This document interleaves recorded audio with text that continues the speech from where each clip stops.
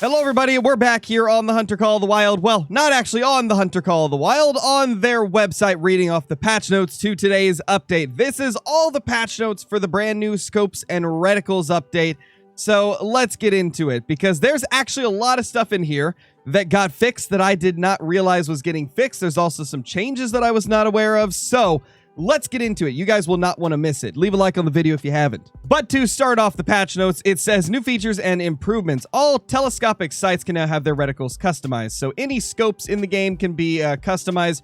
Reticles from previously existing scopes are available to everyone to customize. Additional new reticles are available in the scopes DLC package. Changing the scope's crosshair will affect the particular scope when mounted on any weapon. Changing reticles cost 4,500 hunter bucks. Japanese and simplified Chinese text localizations are now available in the Xbox and PlayStation versions of the game, so that's a nice little change right there to make the game more accessible to more people. New or updated items will now be initially highlighted in the store menu at the cache to make it easier to find them. So, like, essentially, I noticed this when I was getting the new scopes.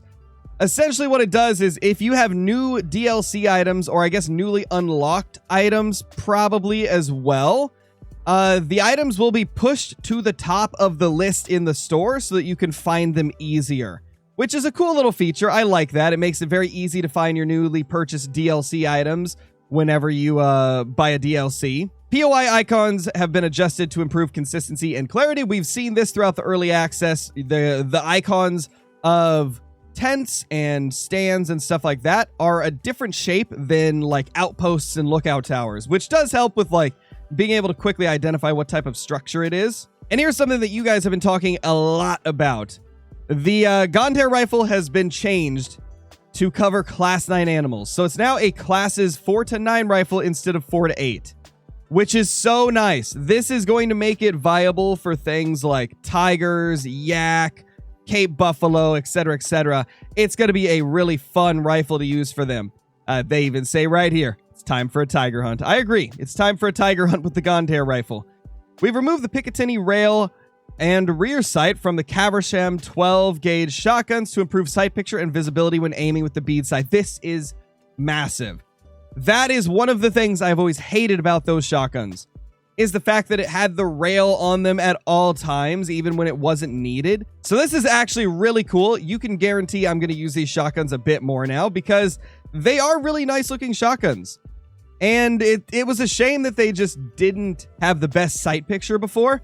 Now this should be better. We've adjusted the Picatinny rail and scope positioning on the Rangemaster M1 and Solokin, which is the Mosin. So that's nice. They've kind of changed around the positioning of like rails and stuff on those guns. So that is going to be nice. I'll have to actually test it out in game to see how it looks. But yeah, it looks like they've changed it. Due to the implementation of new systems required to make reticles in scopes swappable, all weapons have had their accuracy at various ranges, or various zeroing ranges, with their different scopes and sights reviewed and updated. Developers notes, hopefully we've got everything, but please let us know if any of the guns aren't as accurate as they used to be.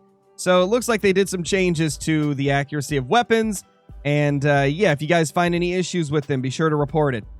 Some entertaining phrases will now appear in the bottom right corner of the screen during loading, which I did notice that. It'll say something like, hunting your next diamond or something like that. You know, it pops up like little different things. And it says, if you happen to find yourself in a scenario where the game freezes during loading, please include the phrase that was on screen when the issue occurred when reporting the issue.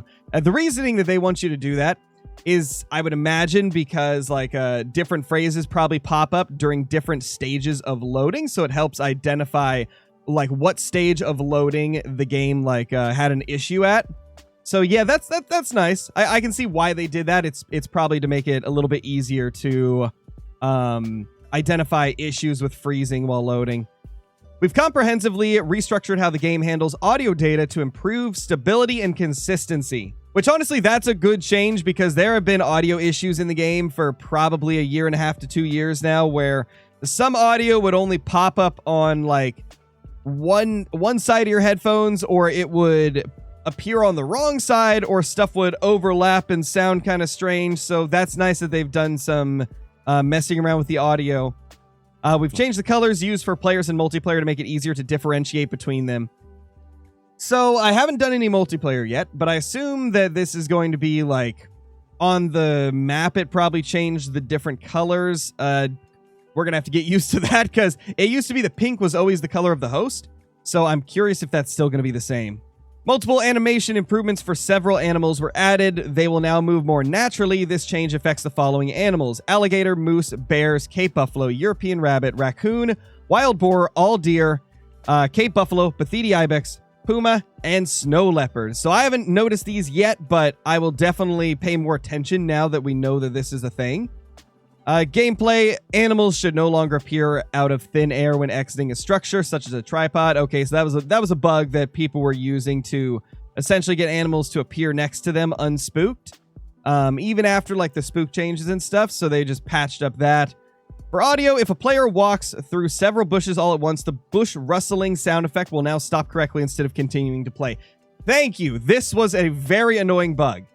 This was a bug that I encountered quite often, and I always was questioning, like, why does it sound like I'm in bushes? I'm not in a bush. So that's a good fix there. Raining sounds on the shooting range in Hirschfelden will no longer persist when the weather changes. Good thing they fixed that, because that was another very annoying audio bug. We fixed an issue where the antler rattler was not held correctly. Okay, that's good, because that was a weird bug. Improvements were made to the accuracy of bows when using the bright sight rangefinder sight with different zeroing settings. I don't use bows much, so I don't really know like how substantial of a change that is. The 410 birdshot rounds will no longer stop traveling after 75 meters. You know, maybe that explains why 410 birdshot... Actually, no, that doesn't explain why it's so bad. 410 birdshot's just weak, but good they fixed that. I guess that's a good fix. A minor visual issue on the 454 revolver was fixed. We've adjusted ballistics on the 9.3 polytip bullets to improve their accuracy at 150 meters. Now, I don't use the drilling rifle super often, so I didn't really notice any accuracy issues, but I guess there was some and they've fixed them. We fixed the orientation of the lettering on the cylinder of the Vasquez Cyclone 45 air rifle. Developers notes, special thanks to the one person who cared enough about this gun to report this a while ago. This one's for you, Neutron 619. That's actually kind of funny. They fixed this one based off of like one person that pointed it out. I guess that just goes to show how few people use the air rifle. Even though the air rifle is actually a pretty fun rifle to use. Fixed an issue with the reloading animation of the Hudzik 50 when crouched. We've addressed several issues with third-person animations on various shotguns.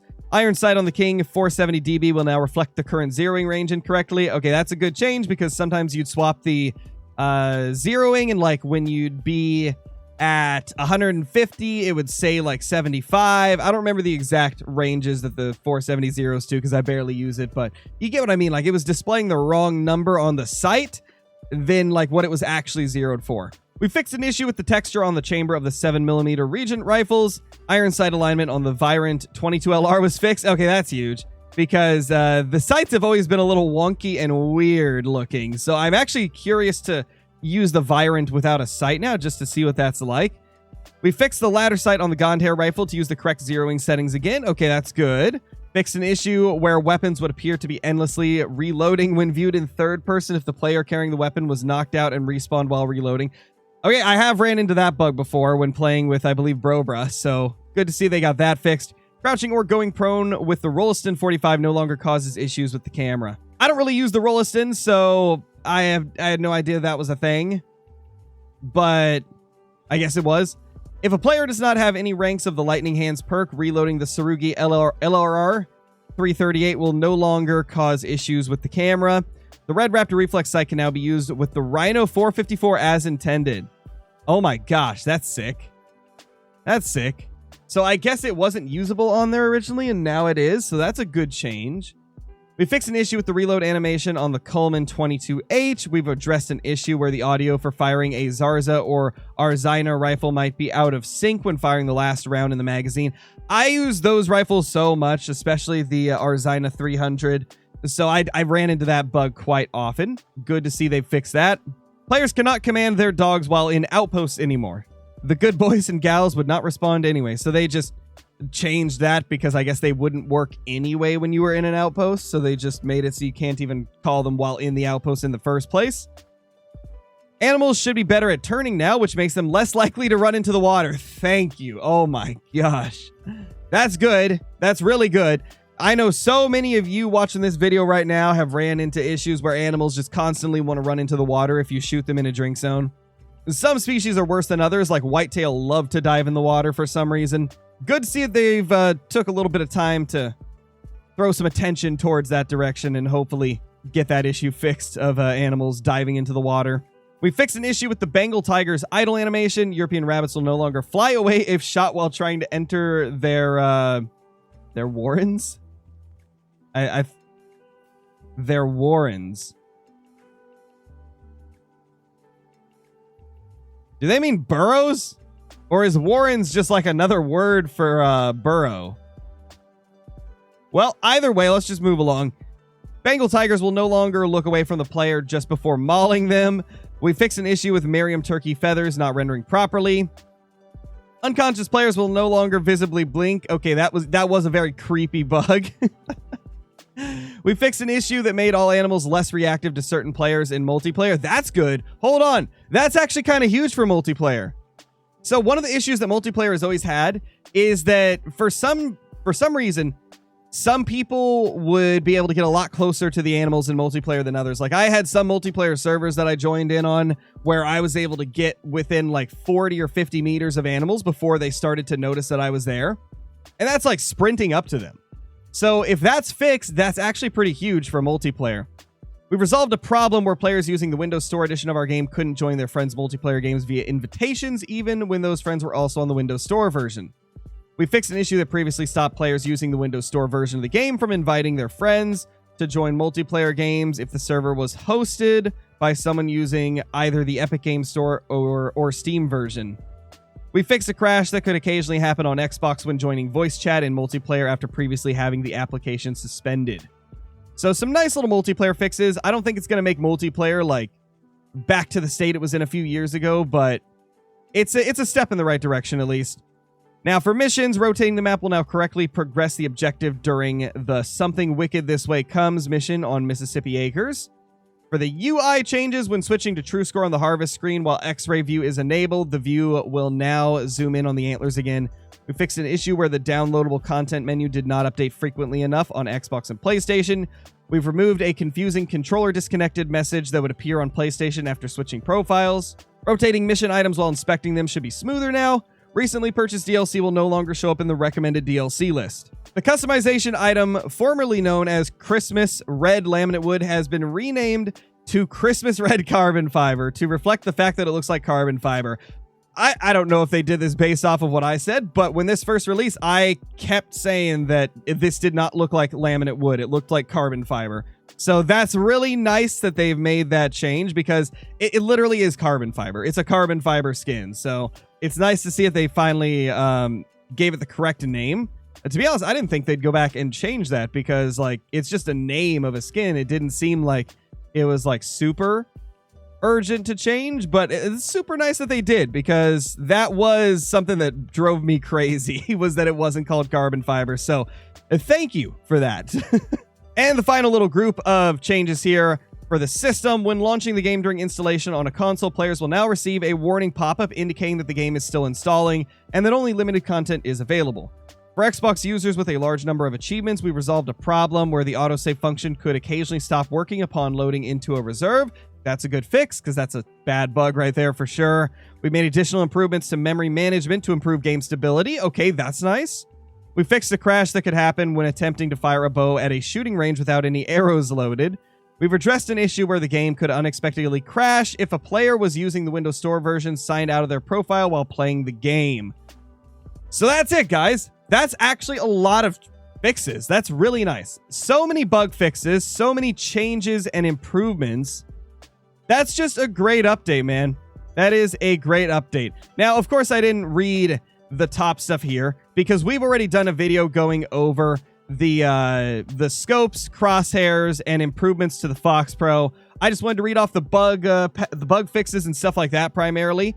So I hope you guys enjoyed this little video covering the patch notes because there was actually a lot of really good changes in this update, a lot of good fixes, and I'd say quite a few of you are probably going to be happy with a lot of these changes here.